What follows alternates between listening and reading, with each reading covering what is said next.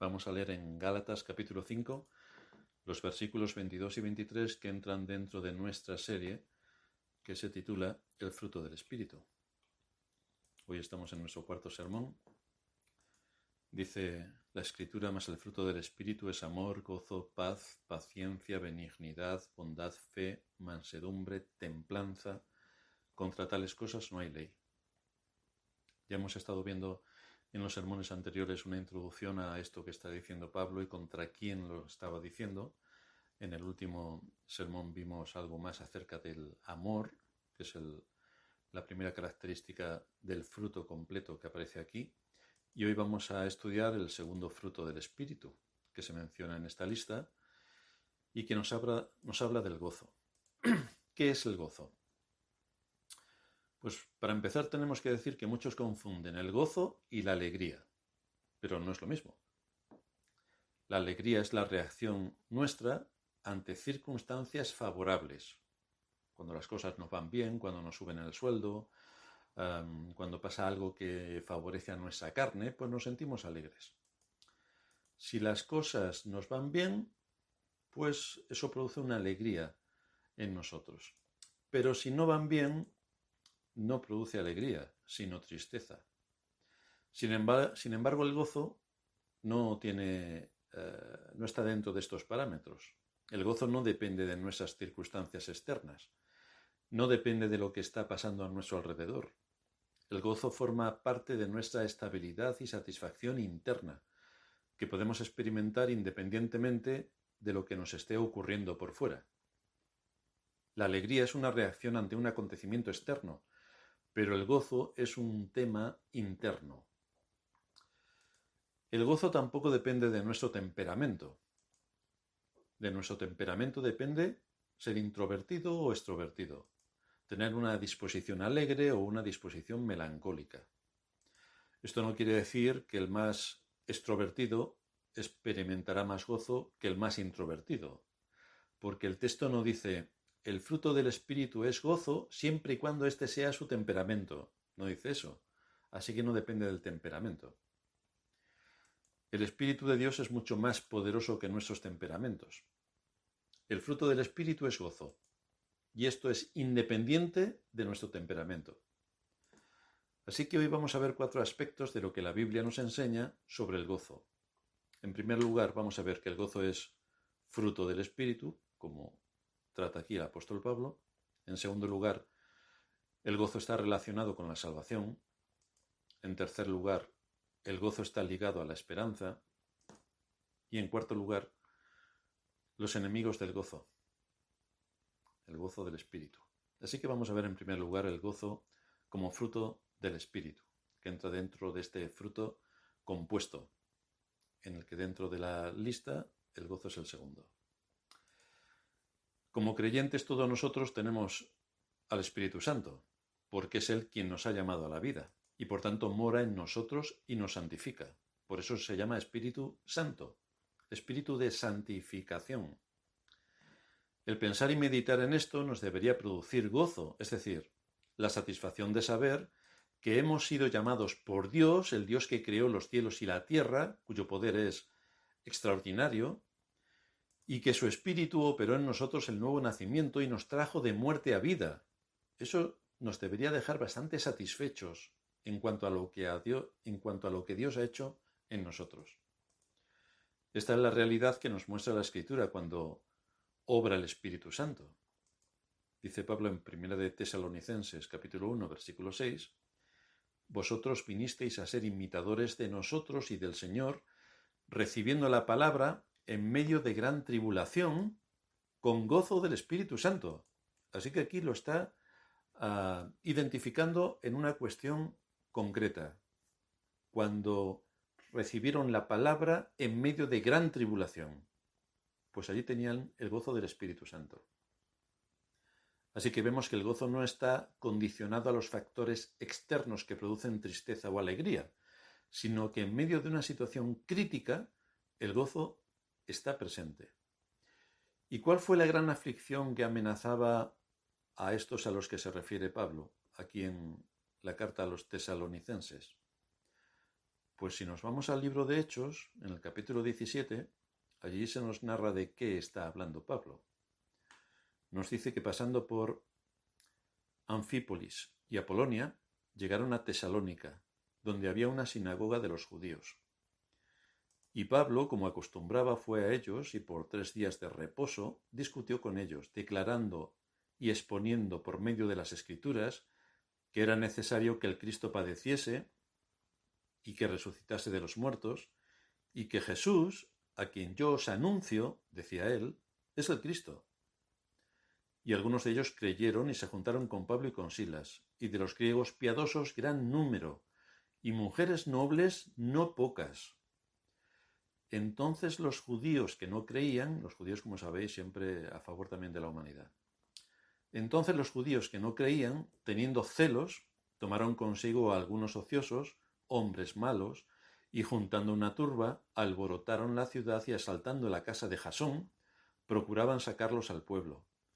Pero no hallándolos, trajeron a Jasón y algunos hermanos ante las autoridades de la ciudad, gritando: «Estos que trastornan el mundo entero también han venido acá», a los cuales Jasón ha recibido.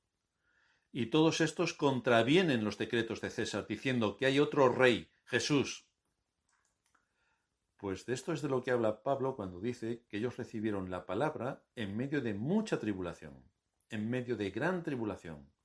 Aquí nos encontramos con un altercado social donde los creyentes son acusados bajo argumentos falsos, diciendo que hay otro rey, Jesús. Esta era la acusación que caía sobre ellos. La pregunta es, ¿cómo reaccionaron los creyentes cuando, a causa de todo esto, se los estaban llevando presos? ¿Con qué disposición pasaron por toda aquella situación? ¿Estaban deprimidos? El texto dice, en medio de gran tribulación, estaban con el gozo del Espíritu Santo. Y vemos en nuestro texto que el gozo es fruto del Espíritu. Por eso el gozo no depende de las circunstancias externas. No es la carencia de problemas lo que lo causa o lo que lo anula. No es la cantidad de cosas buenas que tenemos lo que nos da el gozo o no, porque estos creyentes estaban siendo perseguidos y sufriendo. Sin embargo, a pesar de sus circunstancias externas, experimentaban gozo, un gozo que era fruto del Espíritu de Dios, el gozo del Espíritu Santo. En segundo lugar, vamos a ver cómo el gozo está relacionado con la salvación. El gozo que el creyente experimenta como fruto del Espíritu no es un gozo inconsciente por el que el creyente se siente gozoso y no sabe ni por qué. Esto sería absurdo. O sería fruto de una mente enfermiza, o bien que ha tomado alcohol o drogas. Pero el gozo que el creyente experimenta como fruto del Espíritu no es un gozo inconsciente. El gozo al que aquí se refiere la Escritura viene como consecuencia de saber que sea lo que sea que nos pase en este mundo, no temeremos, porque vamos camino al cielo. Nuestro Dios y Padre se ha asegurado de que ninguno de los que dio a Cristo se perderá. Y ahí estamos nosotros. Estamos a punto de recibir nuestra herencia. Porque no sé si alguien se ha dado cuenta, pero nos vamos a morir. Y quizá dentro de no muchos años. El asunto es que tenemos que alimentar el gozo. Y lo alimentamos con las promesas. Hemos sido redimidos por la gracia de Dios en Cristo. Él nos ha rescatado de la culpa y de la condenación eterna. Y esto nos debería aportar una buena razón para estar gozosos. Nos han quitado la pena de muerte. De esto nos habla el Señor en Mateo 13:44.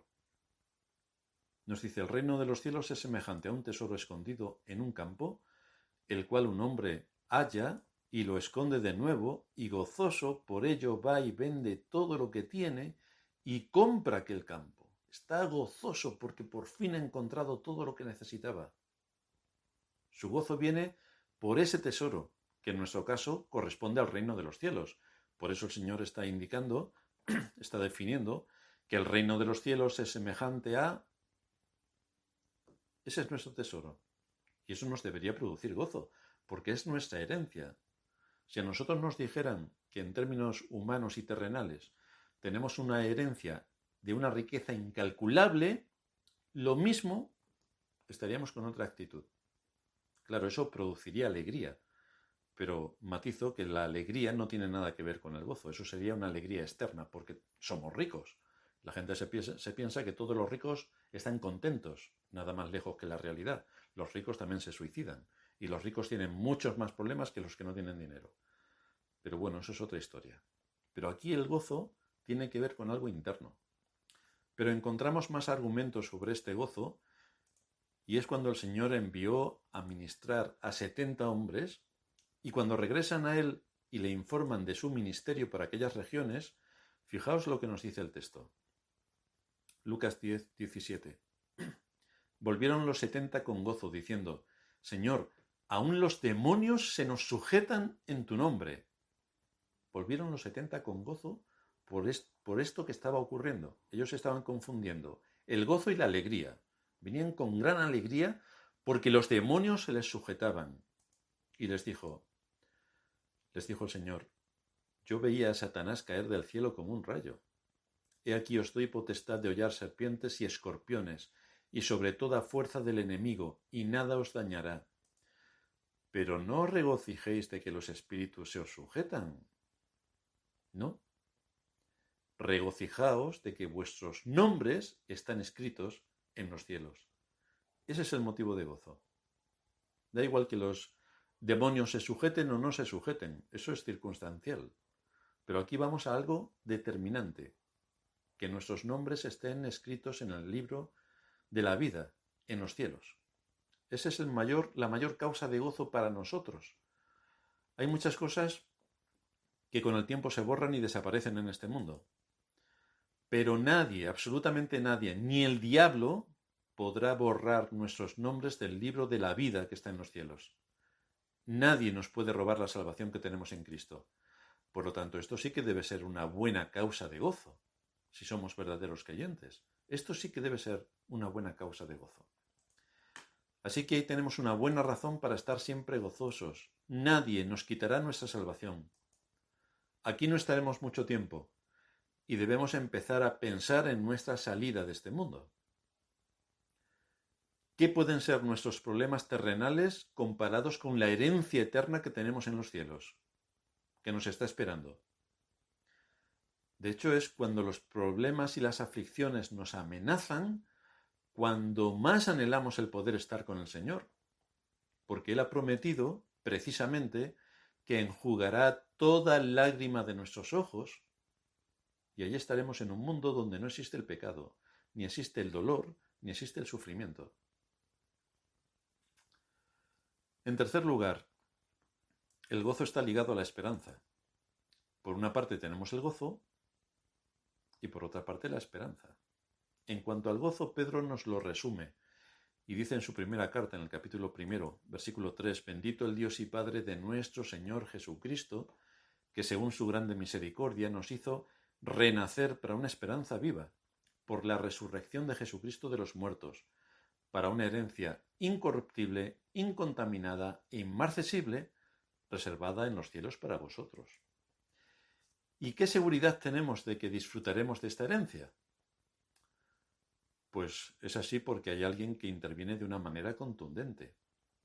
Pedro dice también en el versículo 5 que sois guardados por el poder de Dios mediante la fe para alcanzar la salvación que está preparada para ser manifestada en el tiempo postrero. Sois guardados por el poder de Dios. Y añade Pedro en el versículo 6, en lo cual vosotros os alegréis, aunque ahora por un poco de tiempo, si es necesario, tengáis que ser afligidos en diversas pruebas. Pero a pesar de esto, a pesar de que tengáis que ser afligidos en diversas pruebas, nos dice en el versículo 8, a quien amáis sin haberle visto, en quien creyendo, aunque ahora no lo veáis, os alegráis, fijaos, en quien creyendo, aunque ahora no lo veáis, os alegráis con gozo inefable y glorioso. Así que ahí tenemos nuestra esperanza y nuestro gozo en lo que Cristo ha hecho por nosotros, o eso es al menos lo que debemos alimentar. Por otra parte, tenemos la esperanza, lo que implica que la suma de las dos, el gozo y la esperanza, nos debe llevar a decir que podemos vivir gozosos porque tenemos una esperanza sólida en los cielos. El escritor de los Hebreos, de la carta a los Hebreos, dice en el capítulo 10, versículo 34, porque de los presos también os compadecisteis, y el despojo de vuestros bienes sufristeis con gozo. Aquí, cuando habla de los presos, no está hablando de los delincuentes comunes que están metidos en la prisión. Está hablando de los creyentes que por ser creyentes se lo llevaron presos. Esto a la cristiandad no le ha encajado todavía porque creen que es un mandato del Señor ir a visitar a los presos. Bueno, tú puedes ir a visitar a los presos o a los no presos, pero la Escritura no te dice explícitamente que vayas a visitar a los delincuentes. Aquí está hablando de los hermanos creyentes que por causa de las persecuciones estaban presos y por lo tanto la Iglesia debía ser considerada con sus propios miembros para ir a visitarlos a las cárceles donde estaban por causa del Evangelio, no por ser delincuentes. A estos que estaban por causa del Evangelio es a los que se refiere. Y dice, porque de los presos también os compadecisteis y el despojo de vuestros bienes sufristeis con gozo. Fijaos lo que está diciendo. El despojo de vuestros bienes sufristeis con gozo, sabiendo que tenéis en vosotros una mejor y perdurable herencia en los cielos. Así que está uniendo el gozo con la esperanza, con la herencia en los cielos. Ahora imaginaos que con todo lo que tenemos aquí, con lo que se está liando a nivel mundial, con lo que está ocurriendo, pues llegan los listos de siempre y nos quitan nuestros bienes. Entonces, esto no nos va a producir ninguna alegría, sino tristeza. Ahora, ¿esto tiene que afectar a nuestro gozo? Es la pregunta que todos nos debemos hacer. Porque es aquí donde el escritor dice que a pesar de que les quitaron sus bienes, asumieron que teniendo una mejor y perdurable herencia en los cielos, asumieron todo lo que le pasaba con gozo. Así que el gozo de estos hermanos fue fruto de meditar en la esperanza que tenían en los cielos.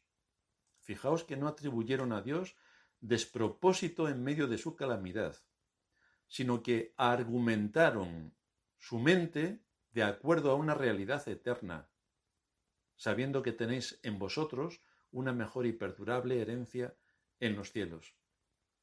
El conocer las enseñanzas de las Escrituras nos hace comprender los pasos de la providencia, nos hace conocer a Dios y cómo opera a través de la providencia. Y la Escritura nos dice que a los que a Dios aman, todas las cosas les ayudan a bien, incluso la pérdida de los bienes. Por lo tanto, nuestro corazón debe quedar confortado aún en medio de la aflicción. Porque todo eso puede ocurrir. Ocurrió en nuestros hermanos del pasado. Así que no sería nada extraño que ocurriese en nuestra propia generación. Por lo tanto, debemos estar preparados y no que cuando vaya a ocurrir nos echemos las manos a la cabeza y digamos, ¿pero qué habremos hecho nosotros? Y empezamos ahí con el lamento de los impíos. Nosotros somos creyentes, queridos hermanos, y por lo tanto hay algo que debemos tener con tesón grabado en nuestra conciencia. El dejar de mirar todo lo que tenemos en Cristo, el dejar que Satanás nos azote con la expectativa de lo bien que deberíamos estar en esta tierra, cuando resulta que nada sale como queremos, el estar lamentándonos por tal o cual problema, nos lleva a tener un espíritu de amargura y nos incapacita para las batallas de la vida. Esto es así porque donde hay falta de esperanza, no hay fuerza para mantener la obediencia. Y si no obedecemos a Dios, si no atendemos su palabra, pues Satanás toma todo eso a su favor para azotarnos. Si no tengo la expectativa clavada en mi mente de lo que Dios me ha prometido, y es que en Cristo tengo la vida eterna, no voy a luchar por alimentar el gozo. No voy a luchar por traer a mi mente argumentos convincentes que me da la Escritura acerca de las promesas de Dios sobre mí. Y tienen que ver con que me ha prometido el reino de los cielos, que soy heredero del reino de los cielos. Si no hay gozo ni deleite en Dios y en sus promesas, porque nos afectan mucho las cosas que pasan en este mundo y entonces nos quedamos tristes, si no hay gozo ni deleite en Dios y en sus promesas porque no medito en ellas, entonces no puede haber una adoración correcta a Dios. Y si no hay adoración, entonces su palabra no llega a nuestro corazón porque no la escuchamos cuando nos habla, nos alienta, nos pone delante de nosotros qué es lo que tenemos que hacer con el gozo, cómo alimentar el gozo, cómo alimentar la esperanza.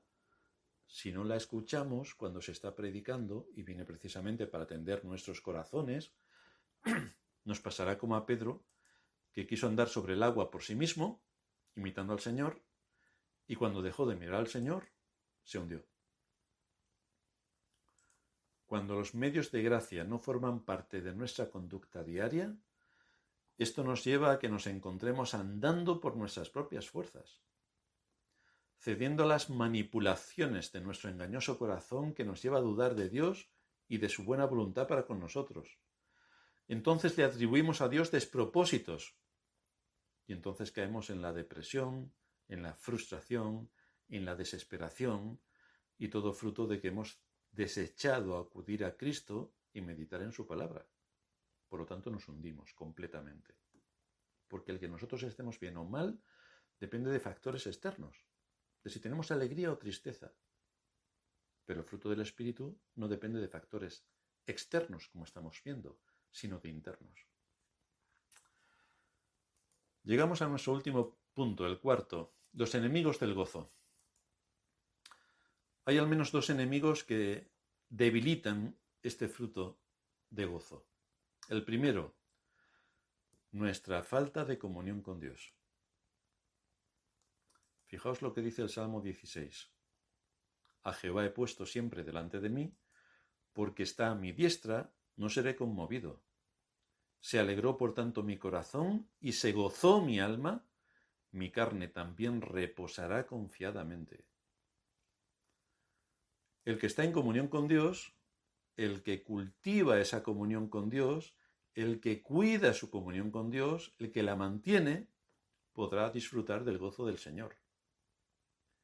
Es decir, nos confinan. ¡Uy, qué desgracia! Hermanos, ¿que una desgracia porque nos confinen? ¿Eso es una desgracia? ¿Por qué le afecta tanto a la gente que nos confinen? ¿O que no nos confinen? ¿O que no podamos salir de viaje? ¿O que sí podamos? ¿Por qué le afecta a la gente todo esto? Evidentemente, si son impíos, su alegría o tristeza depende de factores externos.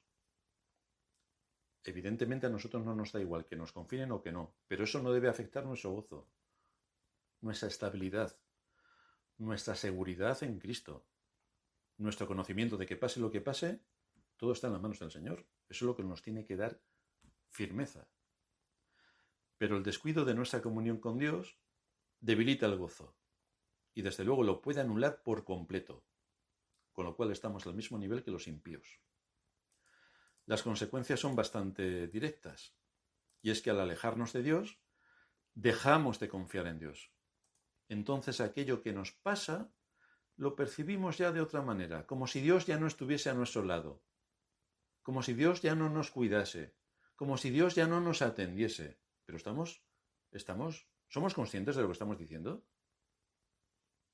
Y esto lo que nos lleva es a caer en la depresión o a pensar, ¿para qué voy a orar si Dios no me escucha? ¿Para qué voy a usar los medios de gracia si nada de lo que ocurre en el mundo se hace de acuerdo a mi voluntad? Pero, queridos hermanos, nuestra voluntad no pinta nada. Aquí lo que importa es la voluntad de Dios. Y lo que importa es que nosotros estemos en sintonía con la voluntad de Dios, no Dios en sintonía con nuestra voluntad. Esto no lo podemos perder de vista, porque nos azotará Satanás hasta hacernos sangrar. Y esto no lo podemos tolerar. Nuestro alejamiento de Dios tiene sus frutos, y es que nos lleva a la impaciencia.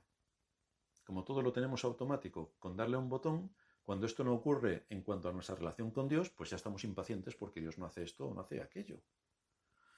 Provoca falta de contentamiento, porque si las cosas no salen como yo quiero, o por cómo está el mundo y podría estar de otra manera, claro, pues entonces me lleva a tener una falta de contentamiento, porque tampoco estoy descansando en Dios. También me lleva a una falta de sumisión a su voluntad. No me someto a su voluntad. Quiero que Él haga la mía, no yo la suya.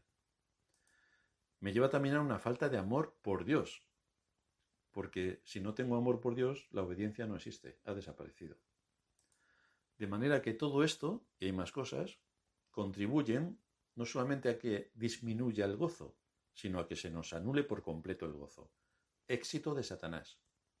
Pero nosotros no podemos dejar que Satanás nos azote de esta manera.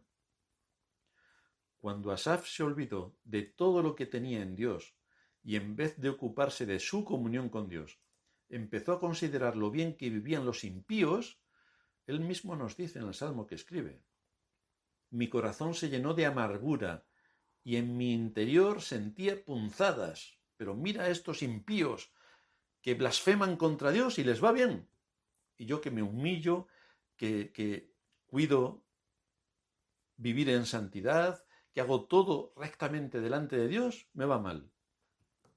Pero esa es una comparación falsa por completo.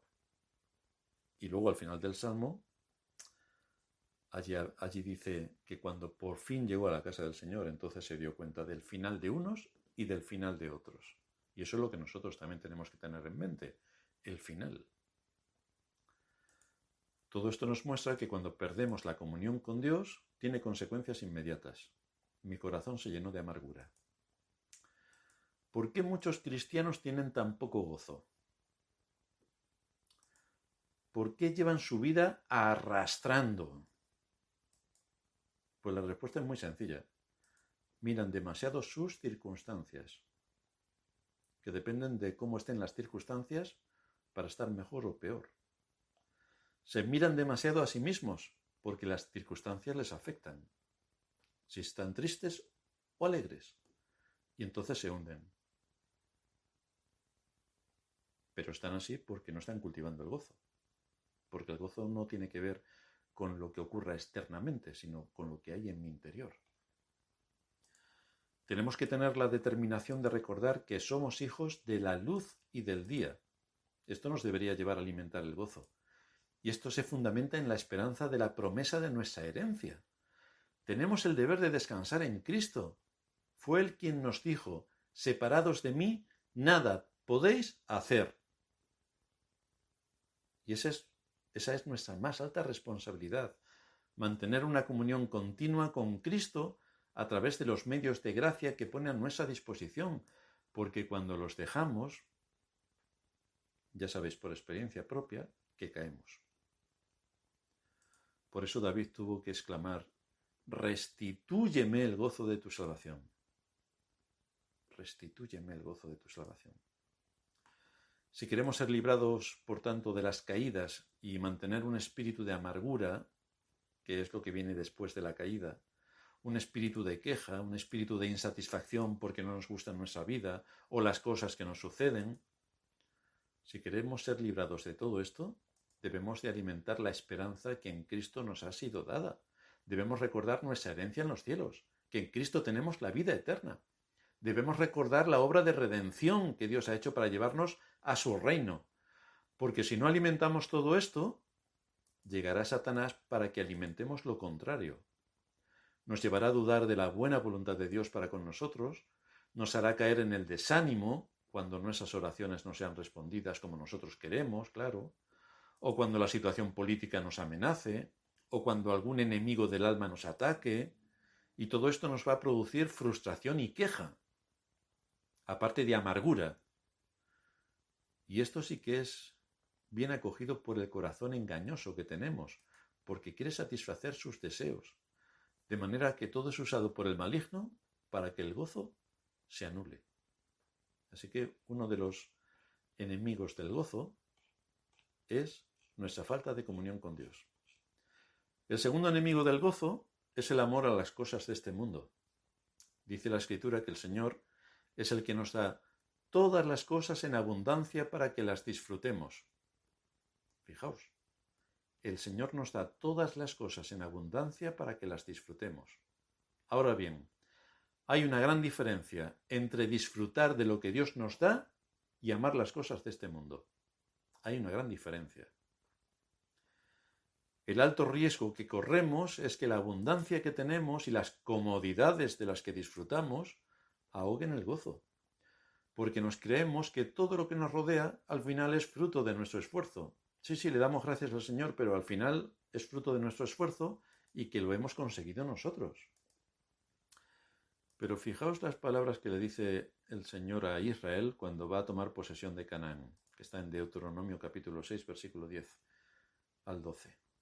Cuando Jehová tu Dios te haya introducido en la tierra que juró a tus padres, Abraham, Isaac y Jacob, que te daría, en ciudades grandes y buenas que tú no edificaste, y casas llenas de todo bien que tú no llenaste, y cisternas cavadas que tú no cavaste, viñas y olivares que tú no plantaste, y después de que comas y te sacies, cuídate de no olvidarte de Jehová, que te sacó de la tierra de Egipto, de casa de servidumbre. Así que la amenaza que recae sobre el gozo es que amemos las cosas de este mundo. A ver, queridos hermanos, estamos tan cómodos en este mundo que ¿quién se quiere ir al cielo? Ahora porque tenemos la amenaza del confinamiento, pero si no, ¿quién se querría ir al cielo si estuviera tan tranquilo y a gusto en este mundo? Queremos que realmente el Señor venga ya, pero resulta que después de muchos años empezamos a ver el fruto de todo nuestro trabajo. Y decimos, hombre, después de tantos años que por fin he pagado la hipoteca y ahora me voy a ir de viajes para acá y para allá, ahora resulta que va a venir el Señor y me va a romper estos planes que yo tenía. Y nuestro corazón nos engaña porque aunque sabemos que en el cielo tendremos algo inimaginable que llenará todas nuestras expectativas y que será un lugar glorioso y queremos ir allí, resulta que consideramos que esto será para cuando tengamos 80 años o más. Entonces sí, ya nos iremos al cielo, claro, porque ya con 80 y pico años no nos podemos valer por nosotros mismos, ya somos más feos que ahora, porque se nos habrá arrugado todo, y entonces andaremos casi con bastón, y entonces, claro, ya lo mejor es irnos al cielo. El asunto es que la vida es demasiado buena para nuestra generación. Y por lo tanto parece que no tenemos mucha necesidad de anhelar el cielo y entonces alimentar nuestro espíritu con las promesas de la vida eterna, con todo lo que Cristo ganó para nosotros en la cruz y que tiene como fin la vida eterna. Pensamos muy poco en nuestra herencia incorruptible e inmarchitable que está reservada en los cielos, nuestra herencia.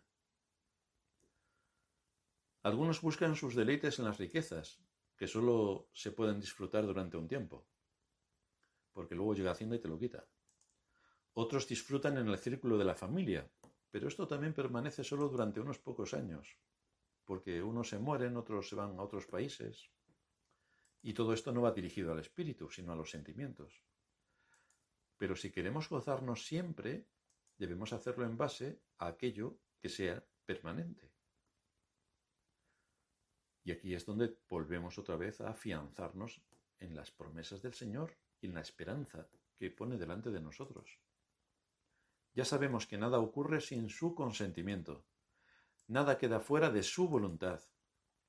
Si son circunstancias que trae la providencia, como las que ahora nos ocupan, pues debo estar tranquilo sabiendo que todo está bajo el dominio de Dios y que Él hace su voluntad en los cielos y en la tierra, aunque vea la maldad avanzar de una manera extraordinaria como ocurre en nuestros días.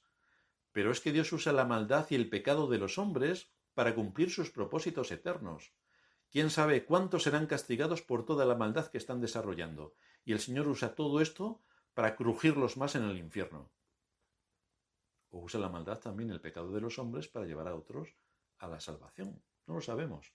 Pero desde luego que Dios tiene un propósito oculto detrás de todo esto. Pero el conocimiento que tengo de las Escrituras me debe llevar a actuar sobre cuál es mi expectativa en cuanto a lo que Dios hace. El conocimiento de cómo actúa Dios me debe llevar a confiar en mi Padre Celestial, porque en ese conocimiento obtendré argumentos para el gozo. Lo tengo que alimentar.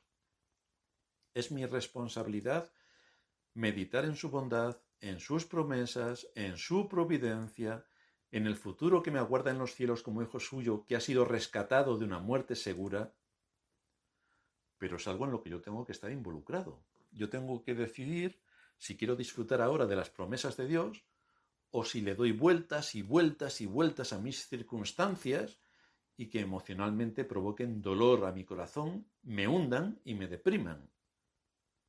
Pero esto es algo que cada uno tiene que hacer. Por eso hay que alimentar el fruto del Espíritu. Las capacidades están, los recursos están, pero ahora tenemos que trabajar nosotros. ¿A qué conclusión nos lleva todo esto? Pues es Dios quien nos ha prometido que no nos dejará ni nos desamparará. Esa es su promesa, y Dios nunca miente, sino que cumple su palabra con rigor. Y en el Salmo 48, versículo 14, nos dice que este Dios es Dios nuestro eternamente y para siempre. Él nos guiará aún más allá de la muerte. Él nos guiará aún más allá de la muerte. El Señor no se ha comprometido a que seamos felices en esta vida. No, ninguna promesa tiene que ver con esto. Tampoco se ha comprometido a que no tengamos problemas. Tampoco. Tampoco se ha comprometido a que no tengamos ni enfermedad ni dolor. Tampoco. Es porque estaremos en medio de todas estas situaciones de prueba o de aflicción que nos asegura su consuelo, su guía y su ayuda, para que nuestro corazón no desmaye, sino que se fortalezca. En el uso de su palabra encontraremos sus promesas y allí veremos el alto precio por el que hemos sido adquiridos. Entregó a Cristo para pagar nuestra deuda. Y si entregó a Cristo, ¿cómo nos va a dejar de su mano? ¿Cómo no nos dará con Él, dice la Escritura, todas las cosas? Es decir, la vida eterna. ¿Cómo no nos va a dar la vida eterna? Así que si estás cansado, abatido, en medio de pruebas o de aflicción, desanimado o frustrado, pues no tenemos una receta mágica para ti, ni tenemos tampoco una pócima milagrosa. Pero lo que sí pone Dios a tu disposición es que te alimentes de sus promesas, es que te nutras de su palabra, para que el trabajo que Cristo hizo al morir por su pueblo pueda ser tu motivación en esta vida, a fin de que puedas luchar como un soldado y tomar posesión de tu herencia. Eso es lo que debe motivar el corazón y eso es lo que debe llevarte a alimentar el gozo. Y así podrás decir, el gozo del Señor es mi fortaleza. Vamos a terminar en oración.